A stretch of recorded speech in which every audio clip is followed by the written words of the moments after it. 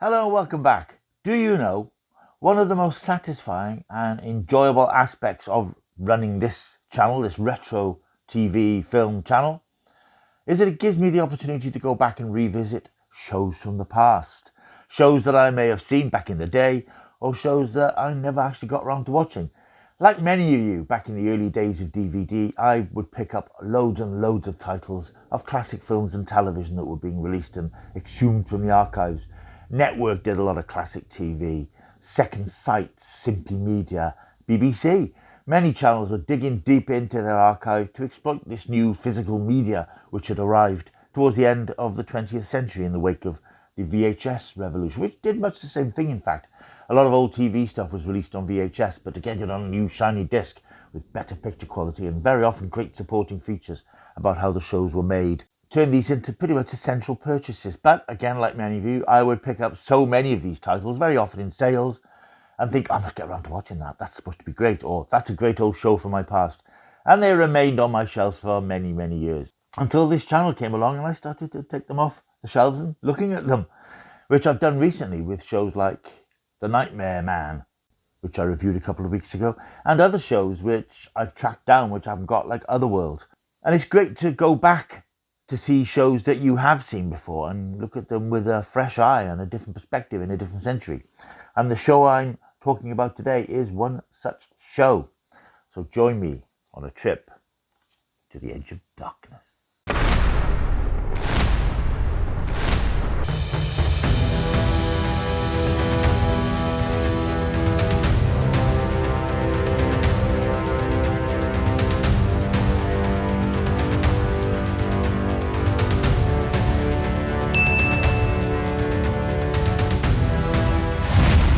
Hello, welcome back to my world of stuff. My name is Paul Mount. You're very welcome here. I hope you're enjoying the channel. If you are new, we've had quite a lot of new subscribers in the last week or so.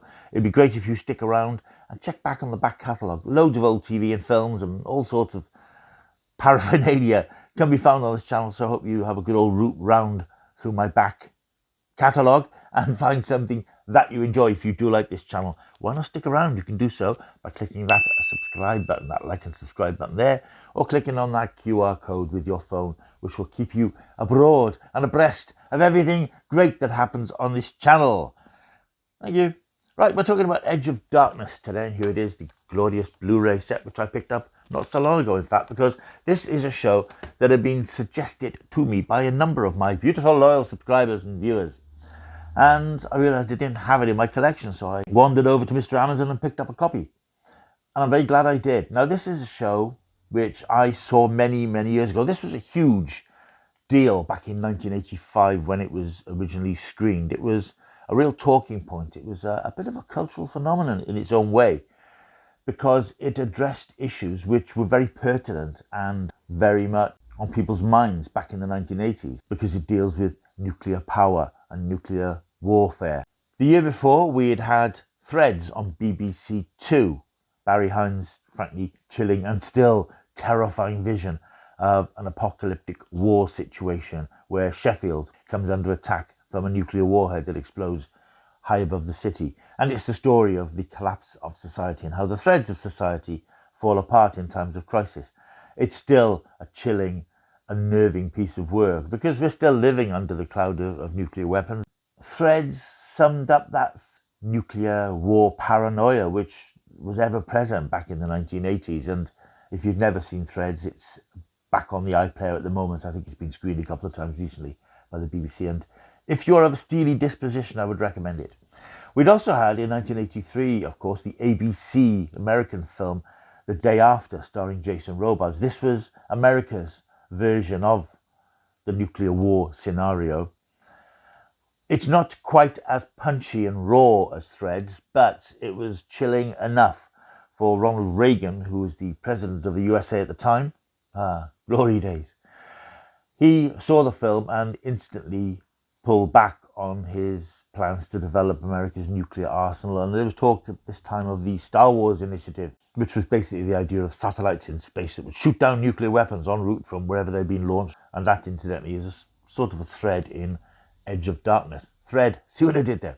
So Edge of Darkness came along in 1985 in the wake of these two landmark productions, I suppose, that really made people sit up and take notice and caused people to feel able to voice their concerns about not just the proliferation of nuclear weapons, but the increased reliance on nuclear power and everything that came with that, the threat of irradiation and the threat of all this volatile fission material that's being used to create power. But what control do people actually really have over such unpredictable materials? And that's pretty much what is at the core of Edge of Darkness. This was a 6-part serial created by Troy Kennedy Martin. He was a very experienced and renowned TV scriptwriter of his era. He created Z-Cast back in the 1960s, the enduring BBC cop drama, and he contributed to many other shows and films across the years. Back in the 1980s, though, he became frustrated with TV drama. He felt that a lot of it was quite neutered and bland and didn't have anything to say. It was just drama telling stories, but with no undercurrent of any voice or any narrative or any social conscience. He felt that TV drama had a responsibility to do a little bit more than just tell stories about people. He felt that television drama had a responsibility to tell stories about issues in the real world, issues that had the potential to affect people on a day-to-day basis. So he started working on the idea that would eventually become Edge of Darkness. Possibly apocryphally, it is said that at one point during the writing process, he was asked what he was currently working on. And he said, quite bluntly, "I'm working on a drama where a man turns into a tree." This, in fact, was the original planned ending for Edge of Darkness, where because of the situation that the show's hero figure found himself in, he turned into a tree. Which sounds a bit bizarre, but it ties in with the themes of nature versus nurture, which underpin the entire series. To make sense of all that, we need to look at what the show is actually about. It starts off with the Yorkshire police officer Ronald Craven, played by the brilliant and much missed Bob Peck. He's returning home with his daughter Emma, played by Joanne Whalley in a very early career role. He's picked her up from a meeting of an environmental organisation at her university campus. She's a bit of an activist. She cares about the environment, she cares about the world, she has certain beliefs which Ronald finds out about later on in the story. When they return home, a masked gunman bursts out of the bushes and Emma is shot dead. First of all, it looks as if Ronald is the target, but Emma jumps in front of him, almost to protect him, and she takes the full force of the gunshots and dies in Craven's arms. Craven, understandably, is completely devastated. He is now widowed. His wife died a few years earlier, and he's been looking after Joanne as she makes her way through university. But he has no idea of what she's become involved with and some of the ideologies that she's become subscribed to. As the investigation into her murder proceeds and progresses, it first appears that the person who's emerged from the bushes is somebody who has a grudge against Craven. As a police officer, he's obviously been responsible for lots of people losing their liberty. But alone in the house, Craven starts going through Emma's belongings and he finds some unusual objects, including a gun and a Geiger counter. He also discovers that Emma's body is radioactive. He travels down to London to assist with the further and wider investigation into Emma's death, and he's contacted by a man called Pendleton, played by actor Charles Kay. He's attached to the Prime Minister's office. He informs him that Emma was known to the government and the Prime Minister's office as a terrorist, and that she in fact might have been the target of the gunman. As the 6-part serial wears on, Craven digs deeper and becomes more and more involved in what appears to be a rather disturbing cover-up conspiracy to protect the activities of a storage complex called Northmoor up in Yorkshire. It also transpires that Emma is part of an organisation called Gaia. Now, the Gaia theory is one which you may have heard of, which was popularised around this time, that suggested that the Earth is a living organism that protects itself and has ways of regenerating itself to ensure its continual survival as a biosphere. I'm so pleased that I watched Edge of Darkness again. I watched it not at the time, but I was aware of it, and I was aware of the huge buzz that there was about it. But I watched it probably a couple of years later, thinking on VHS, but I certainly saw it at some point. And I remember enjoying it, but possibly not being able at that time to properly appreciate the message that it had and the story it was telling and the warning it was giving us all. Watching it again now was a bit of a revelation, I have to say, because I realised that Edge of Darkness is, as most people have long since realised, one of the great British TV dramas, an important TV drama. There's a lot of talk today about television being woke and people being lectured and having a finger wagged in their faces and being told to do certain things and think certain things about certain other things. Television has a job and a responsibility to tell people about the world and what's going on in the world. And I don't necessarily mean the stuff that obsesses TV executives today, like gender and sexuality and pronouns. I think that people can watch dramas that have things to say about important things, really important things, things happening in the world that affect us all. And Edge of Darkness does that 100% from the beginning to the very end, because it's telling us about things that we might not be aware of. And as I said at the time, with the increasing concern about nuclear power and nuclear weapons, and in the wake of the Day After and Threads, this couldn't have come at a better time to underscore those concerns that were already being expressed in our entertainment and in our media. The show is an absolute triumph from beginning to end, and there are so many reasons for this. I mean, it's the look of the show. It's all on film. Now, this is a time when a lot of TV dramas, particularly BBC dramas, were still largely studio videotaped. And I've talked about this before, how very often dramas had some location filming or outside broadcast filming or taping, and then studio taping at one of the BBC's complexes around the country, whether it was Pebble Mill in Birmingham, largely the TV centre in London, studios in Scotland and so on. But Edge of Darkness is on film. It's all on film, and it looks tough and it looks gritty, it looks contemporary, it looks real. It looks quite disturbing because it takes our characters out onto the streets. It's very recognisable. A lot of it's set around London. Then we move up to Scotland in the final episode, and it's a bit distanced from the way that a lot of those contemporary dramas were, which were on videotape. So they had a sort of sharpness and a clarity. And as I've said again before about these sorts of shows, on video, you felt as if you were part of the drama, you were on the set with the actors, because video has that proximity. Film is a bit more distancing, and I think that really works to the advantage of a story like this, which isn't welcoming. It doesn't bring you into its world and say, yeah, this is safe and warm and entertaining. This is a series that's saying the world is dangerous. Human beings are dealing with dangerous things that they don't necessarily understand. The show was budgeted at £2 million. It was a co-production between the BBC and Lionheart in America. And we think of £2 million today, and that's sort of peanuts for TV production. And that, of course, shows how TV production has changed generally and how much more expensive and lavish television has become. This looks like a big lavish show because there are lots of big set pieces. There's loads of characters, there's loads of different settings. It's amazing to think that this was made 40 years ago, and there are a lot of shows, as I've again mentioned before, that are celebrating their 40th anniversaries. 1985 was an important year for film and TV. It's quite a joke to realise that a series this lavish and this slick and powerful was made for just £2 million. Let's talk about the cast, because the cast are exemplary. Bob Peck plays the bereaved Ronald Craven, a terrific actor. This was his star-making role, and he went on to star in a number of films and TV shows and passed away tragically young years ago.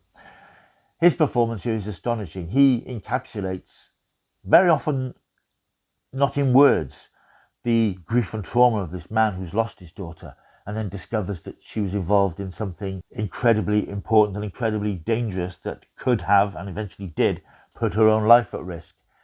So he's a father and he's a detective, and those two things work quite well together because he wants to find out what's happened. He knows that her death isn't what it appears to be, and he quickly finds out about the conspiracy and about this web of lies that's being constructed to try and protect what's going on in Northmoor, and also that there are people who want to expose it, people particularly being Joe Don Baker's Darius Jedburgh. He's a sort of a rogue CIA agent who makes contact with Craven as the series progresses, and he's a slightly deceptive figure. He appears to be a bit of a jolly, bumbling buffoon in a way, but he's very sharp and he's very determined and very focused.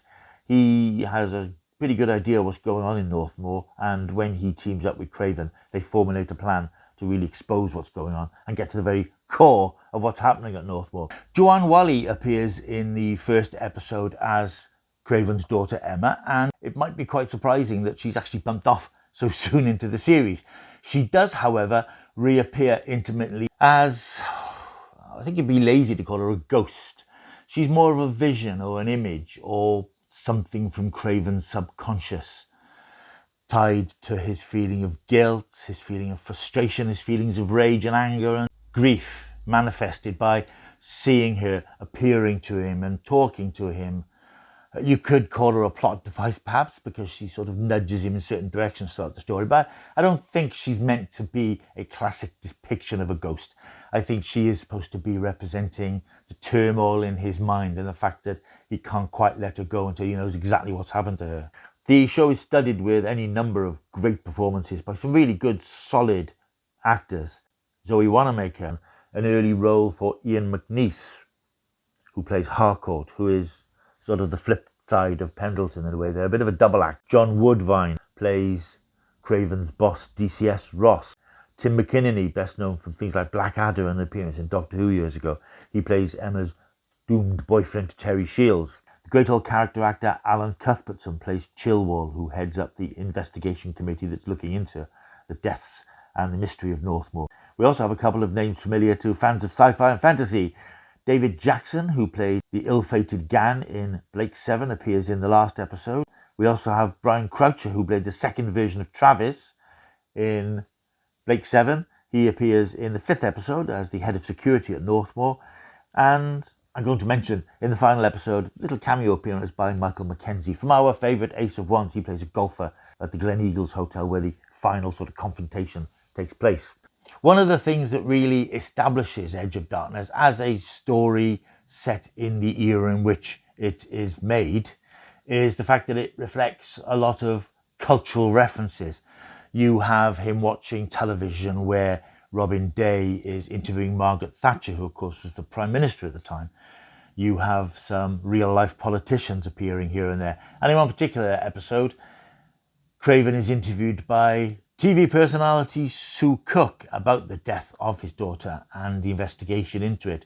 And you have a couple of sort of behind-the-scenes bits where she's talking to him and trying to soothe his nerves and talk to him on set before they start filming. And that sort of stuff really makes the show feel even more real because there are people that we've or would have seen at the time on TV interwoven into the fiction of the series. It's a great cast served by a terrific, very sensible and very adult script.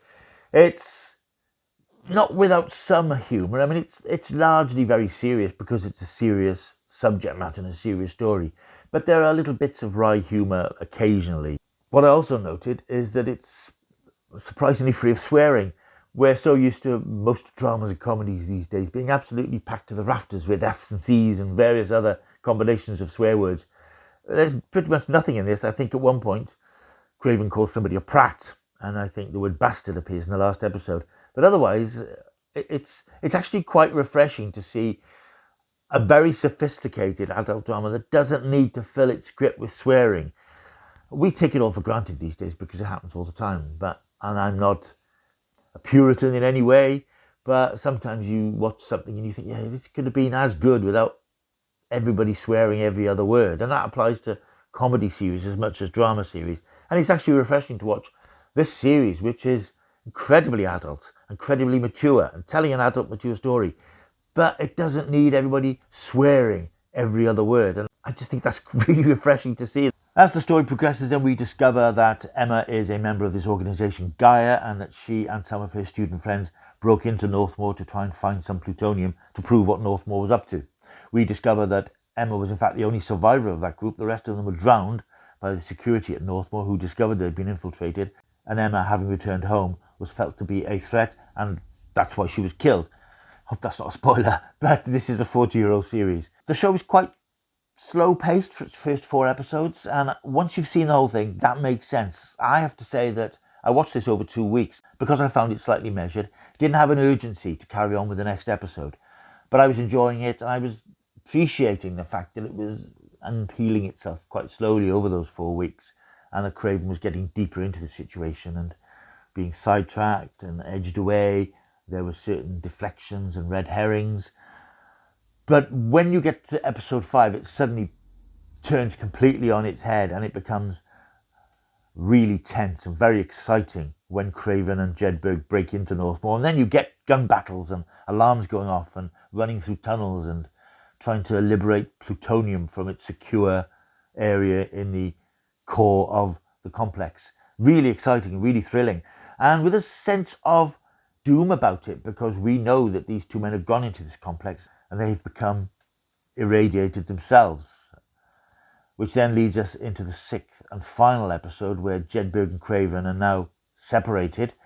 Craven is in hospital. He's dying of radiation poisoning. Jedburgh is still out there. He's got plutonium. He's dying of radiation poisoning. He's heading to this huge NATO conference in the Glen Eagles Hotel with plutonium in his briefcase. And he has a point to make, and he makes it. This is astonishing television, really, isn't it? Apart from, as I said, there's certain social things about the swearing, the fact that nobody's got mobile phones, nobody's got the internet. It's incredibly powerful and very contemporary and really hasn't dated all that much. Perhaps the issues it deals with aren't the ones that are the forefront of our consciousnesses and concerns these days, but it doesn't make it any less powerful and any less chilling. It's all underpinned by a terrific score from Eric Clapton and Michael Kamen, which runs across the entire series, and it's got this wistful, mournful feeling to it. It's got a sort of a steady pulse that draws you in and puts you a bit on edge as you start watching the episodes, actually, because it's slightly dark piece of music. Edge of Darkness came to British TV screens on BBC Two at 9:30 on the 4th of November 1985, and on BBC Two it averaged about 4 million viewers, which is quite good for BBC Two. Certainly would be these days. But people who watched it absolutely loved it. The critics loved it. It got fantastic reviews. And the BBC weren't blind to this, and Michael Grade, who was the controller of BBC One at the time, ordered that the show be repeated very quickly in 2-episode chunks in December of the same year. So it was rescreened from the 19th of December to the 21st of December, where it doubled its initial viewing figures, getting 8 million viewers. And it cemented its importance in popular culture of the time, and I'm so pleased to report, having watched it again, I now get it. I understand why it's so important, and I'm so pleased to be able to say that I think it does stand the test of time. Notwithstanding, as I've said, all the things that it doesn't have that we have today, it is a story that is still torn from the headlines. It's still an important story, and you watch this and you think, these are the sort of issues I want our dramas to be dealing with today. I'm a little bit tired of the stream of dramas that are dealing with personal issues that people have, and the sexuality and gender and stuff. I understand that those are issues, but those points are being made again and again. Let's have stories now that tell us stories about the world and the dangers that we all face, not just individual concerns that people have.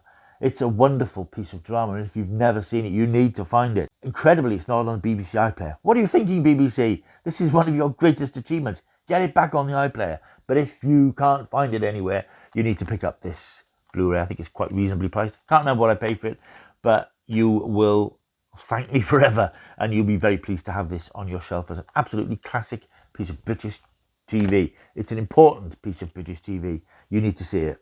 As a coda to the TV series, the story returned to the screen in 2010, when it was turned into a Hollywood feature film directed by Martin Campbell, who had actually directed the TV series and directed it incredibly well, with enormous enthusiasm and atmosphere and sensitivity to the material.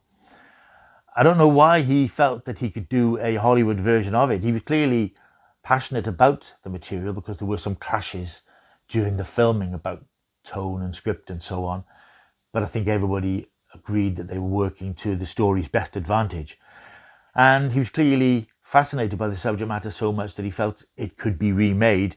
I'm not sure, I haven't seen the film. I don't know how well it reflects the arcs of the story. A 100-minute, 90-minute film boiling down 6-hour-long episodes seems a bit of a push. But the film wasn't a huge success. Mel Gibson, not an obvious choice to play the rather sensitive and thoughtful character of Ronald Craven. But I think it's probably a film I will visit at some point. But I think I need to put some distance between the TV version and the film before I get stuck into the big screen version. Right, Edge of Darkness gets from me a big chunky I gotta say 10 out of 10. And it's an odd one. As I say, the first 4 episodes, I was, yeah, okay, this is interesting.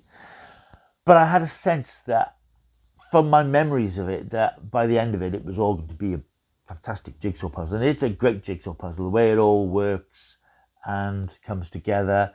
And those first 4 episodes lay the foundations for what's to come, and that shattering conclusion.